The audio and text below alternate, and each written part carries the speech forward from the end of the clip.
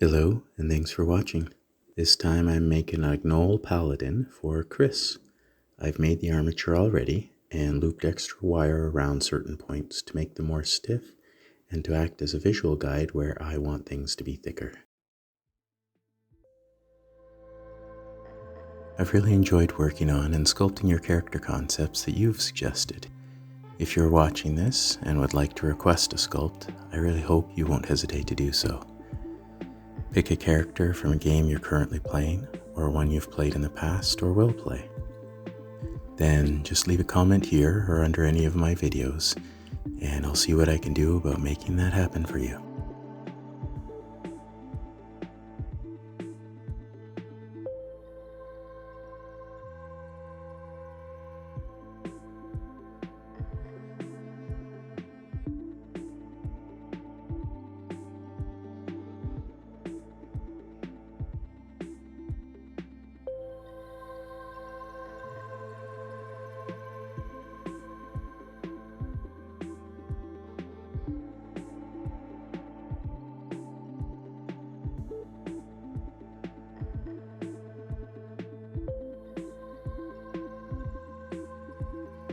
My last sculpt I did, the Armored War Badger Yogg, I used this same technique for making armor out of soldering wire, but I found the material to be a bit stiff and tricky to work with.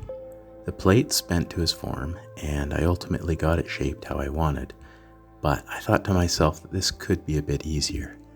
So this time I took that leftover bit of flattened soldering wire and just spent a little more time tapping it with a little hammer, making it thinner and thinner. And I think it helped a lot.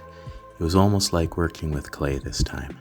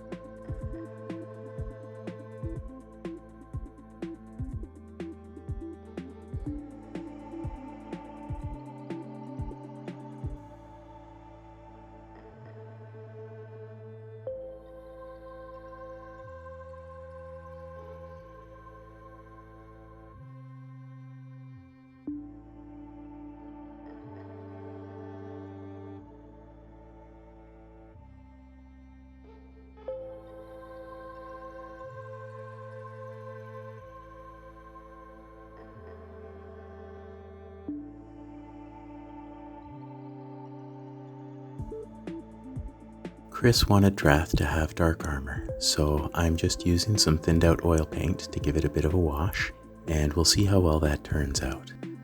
I'm not sure what materials oils adhere to really well, so this is a bit of an experiment here, but I think it's going to work out.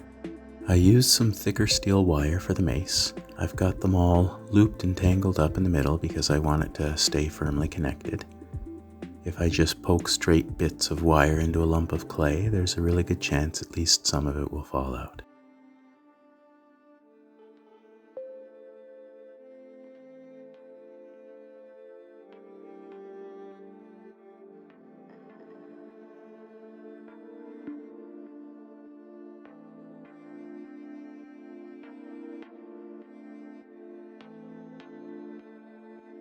Adding the fur is where I think this sculpt is really coming together and starting to look like a gnoll.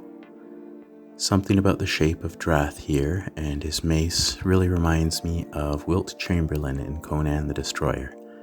I think his character was named Bombada.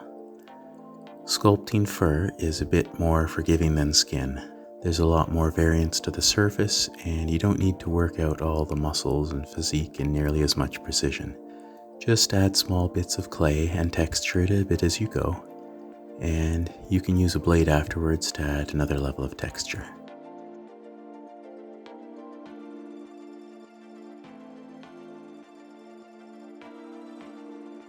I have to be really careful with the head here. I've already broken teeth off and redone them 3 times up to this point, and doing so again will be even more difficult with the upper jaw now covered in fur.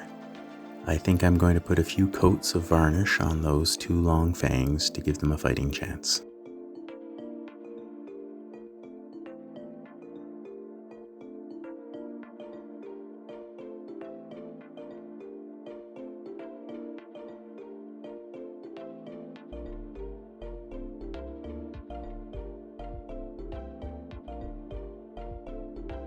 If you've been watching my other videos, you'll know already that I think tissue paper works really great for certain pieces of clothing, and today is no exception. Drath is getting a lovely lilac cape to bring a gentle touch to his otherwise dark, jagged look.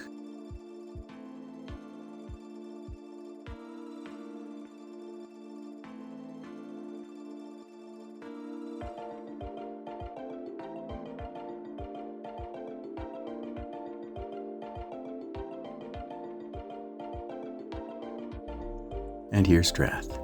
I'm pretty happy how my first ever Gnoll turned out, and hope you enjoyed watching.